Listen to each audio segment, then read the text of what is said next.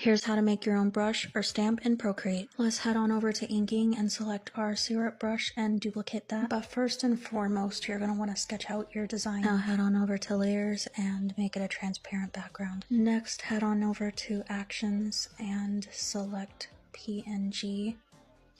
And you are going to want to save the image to your device. Now go back to your syrup brush and click on that. Select shape and click on shape source. And then hit import a photo. Hold up a second. I got it. There we go. And then you select the photo that you recently saved. Then we have that. Alright, click done.